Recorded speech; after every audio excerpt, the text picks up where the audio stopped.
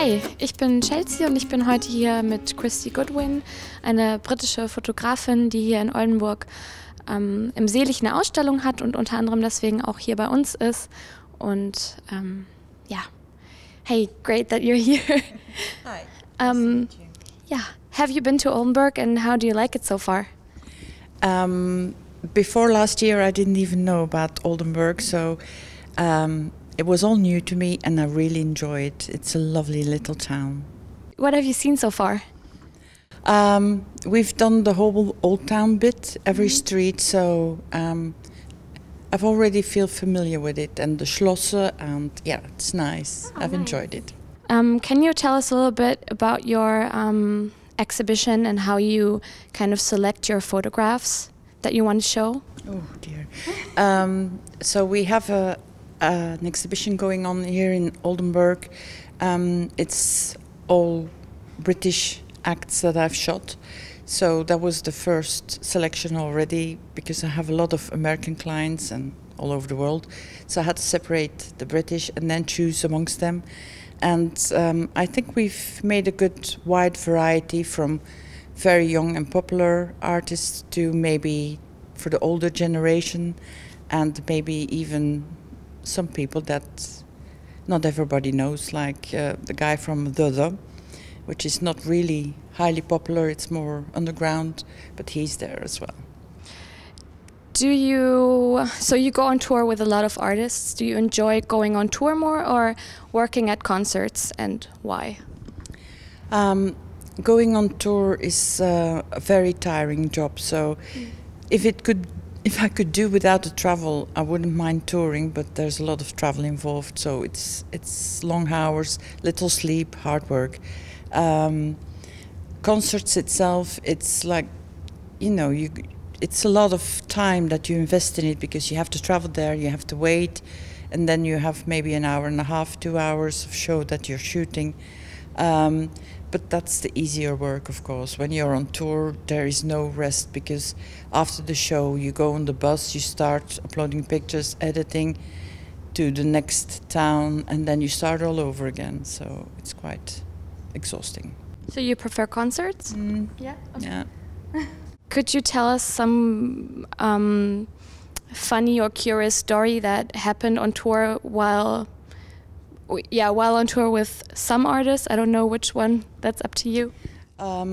Maybe when I was on tour with Usher, his manager told me from the start that they wanted portraits of him.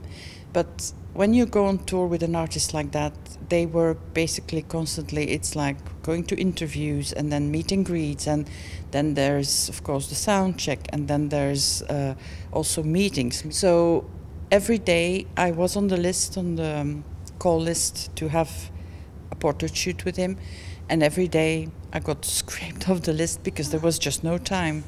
And it was the before last day of the tour, and I had already for long given up hope. I thought, this is never going to happen, I'm not even going to hassle anymore.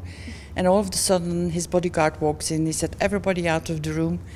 He said, Usher is coming, you've got 10 minutes to do portrait shoot. Now, first of all, it was an ugly room, it was yellow light, it was panic, because I thought, I can't do a portrait shoot here. And he walks in and he said, it's just you and me, babe, just shoot. And I said, I can't do this light is not good, I started explaining myself, and he said, just stand very close to me, we forget about the light, just do the shoot. And in 10 minutes I got the shoot. Was it good? Well, I won't say it's good, but he liked it, so that's good.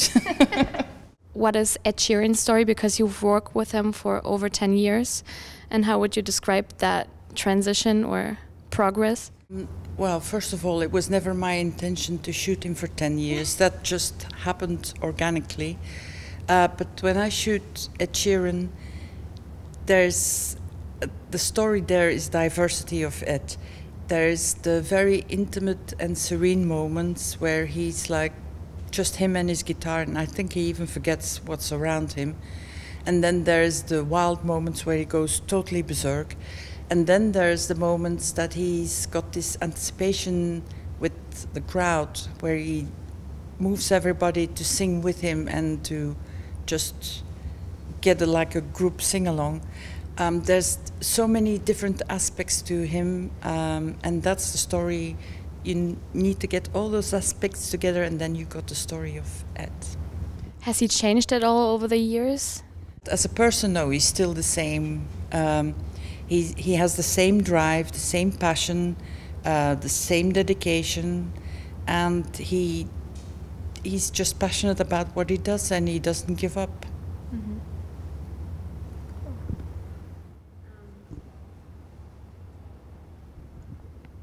Are you looking at my questions? Mm-hmm. So, you've worked as a photographer for over 35 years, so how would you describe your growth and your personal development? I've learned so much in 35 years. I've made so many mistakes. I've so many times that I've wanted to give up because it's tough. It's hard work. It's long hours. You have to be crazy to do it and to keep doing it. And in the beginning, I was maybe a bit of an idealist. I thought, like, I'm going to conquer the world. And then the world quickly turned against me. And then it was, especially as a woman, fighting for my place. Because before music, I did editorial photography. Mm-hmm. So it's been a bit of a battle and a growing learning curve. But now I've had all that. I've got a very thick skin now. Nobody messes around with me. I've become very tough. And I guess that's what I took of these 35 years. I've got a lot of knowledge as well. I've learned a lot from my mistakes.